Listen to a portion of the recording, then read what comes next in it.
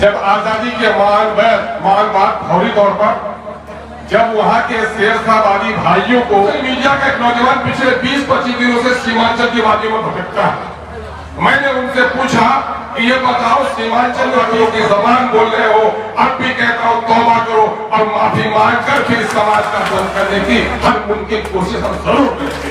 आप जो लड़ाई लड़ रहे हैं ये लड़ाई आपकी तरह लड़ाई नहीं है, बल्कि प्यारे आपके साथ है इनकलाब इनकलाब शेरशाहबादी एसोसिएशन का बैरेज में जब आजादी के मान बात फौरी तौर पर जब वहां के शेरशाहबादी भाइयों को उनकी जमीन फरक्का बैरेज के लिए दी गई और उनको उस जमाने में 2 से 3 हजार रुपए फी बीघा मुआवजा मिला और उस वक्त किशनगंज में 100 रुपए बीघा जमीन बिक रही थी।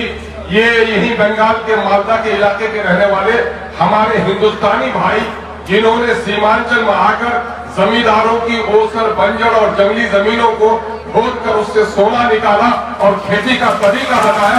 आज अगर उसको कोई विदेशी कहता है तो ऐसे जालिमों के खिलाफ लड़ना हमारे लिए जरूरी है। मेरे भाइयों, इस मुल्क में विदेशी का रहना जितना जुर्म है उससे बड़ा जुर्म किसी देशी को विदेशी कहने का है।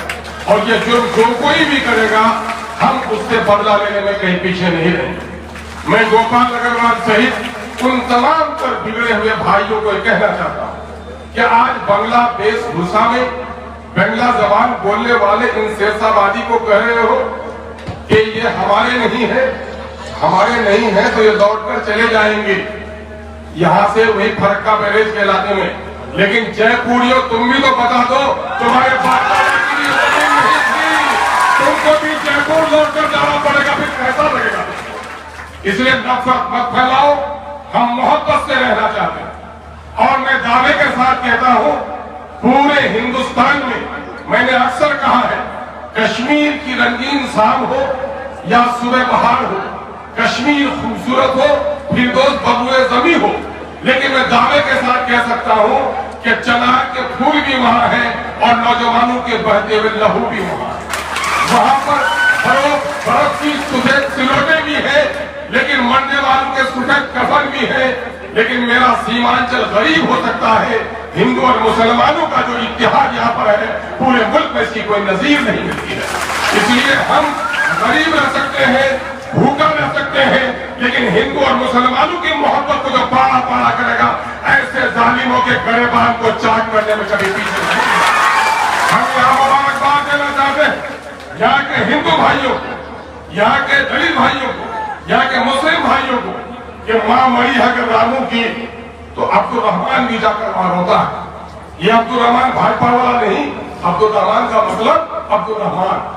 मेरे भाइयों ये वहां जाकर रोता है, अगर जैद की माँ मरी तो रामू भी आकर वहां रोता है। मेरे भाइयों हमारे यहाँ शादी ब्याह हो, हयात और मौत हो, चाय की दुकान हो, यूपी से कल अखबार वाला पिछले दिनों से सोशल मीडिया का या मीडिया के साथियों जरा गौर से सुनना, सोशल मीडिया का एक नौजवान पिछले 20-25 दिनों से सीमांचल की वादियों में भटकता है। मैंने उनसे पूछा कि ये बताओ सीमांचल में 20-25 दिनों से रह रहे हो तो यहाँ के कुछ तजुर्बात और मुशाहदात बताओ। कुछ बात उन्होंने बताई, उन्होंने कहा अल्हम्दुलिल्लाह या उलमा की बड़ी तस्वीर तादाद की। मैंने कहा यार मुझे मालूम है। उसने दूसरा जुमला कहा कि मैंने उलमा तो देखा, मुफ्ती अब्दुल जावेद काफी साहब भी थे, लेकिन मुसलमानों की बस्तियों में बेपर्दगी भी देखी जिस पर मुझे नदामत हुई। लेकिन एक बात जो उन्होंने कही वो ये कही कि मैं यूपी के मुजफ्फरनगर का रहने वाला हूँ, लेकिन मैं सीमांचल में 20-25 दिनों से हूँ, होटल में बैठता हूँ, चाय की दुकानों में बैठता हूँ, बस्तियों में जाता हूँ, हिंदू और मुसलमान जितना मिलकर यहाँ रहता है पूरे संसार में इसकी कोई नजीर नहीं।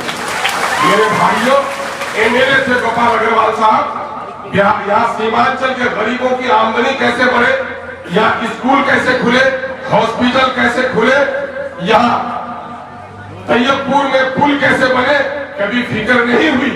और आज जब यही के लोगों ने इज्जत दी है तो भाजपा में जाने के लिए भाजपा के नफरत के सौदागरों की जबान बोल रहे हो, अब भी कहता हूं तौबा करो और माफी मांगकर फिर समाज का नहीं तो मैं आपको कहता हूं 2 बातें मैं कहूंगा। इनामुल हक मदनी साहब से। मैं चूंकि आपके घर का भी हूँ, पूर्णिया से यहाँ पर आया हूँ, तो कुछ हैसियत मेरी इरादा भी है। वो ये है कि सुरजापुरी और शेरशाहबादी बिरादरी हम लोगों ने बचपन में देखा है, अब्बा मरहूम को देखा है। मेरे जलसों में मैं उलमा के मौलाना अब्दुल कुद्दूस साहब, अब्दुल वहाब साहब, मैं उनके आगोश में बैठा हूँ। मैंने दूरी नहीं दी, कुछ दिनों से हम इस दूरी को महसूस कर रहे हैं। मुमकिन है मेरे फिक्र की ये कोताह नजरी हो, लेकिन हमें इसको मिटानी पड़ेगी। कल ही आपने देखा होगा, परसों का मामला है कि हवाई जहाज में एक शख्स टोपी और दाढ़ी पहने हुए, दाढ़ी रखे हुए था, और उसको जोरदार ताजा एक कमीने ने लगाया। उससे नहीं पूछा कि तू सैयद है कि शेख है, मोगल है कि पठान है, तू साफी है कि हम्बली है। उसे मुसलमान नजर आया और उसे चाटा रसीद कर दिया। आज यहाँ भले ही शेरशाहबादियों को निशाना बनाकर नफरत की आग सुलगाने की कोशिश की जा रही है, लेकिन पूरे हिंदुस्तान में मुसलमान निशाने पर है। इसलिए हमको कमी के मन मुद्दों को मिटानी पड़ेगी, और अपने दरमियान में जो लोग इलाकी पसंदगी की हवा दे रहे हैं, ये लोग हमारी मिल्लत की जड़ों को काट रहे हैं, ऐसे लोगों से होशियार होना पड़ेगा।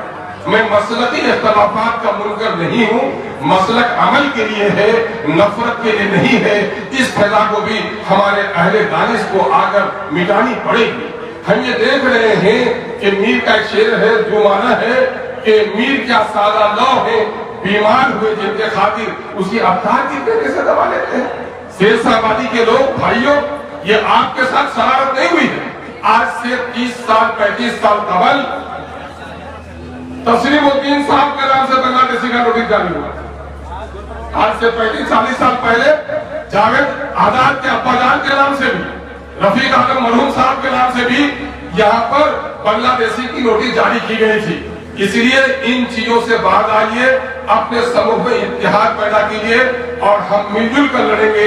हिंदू और मुसलमानों में नफरत नहीं फैलाएंगे, हम बिरादरीवाद का नारा नहीं देंगे।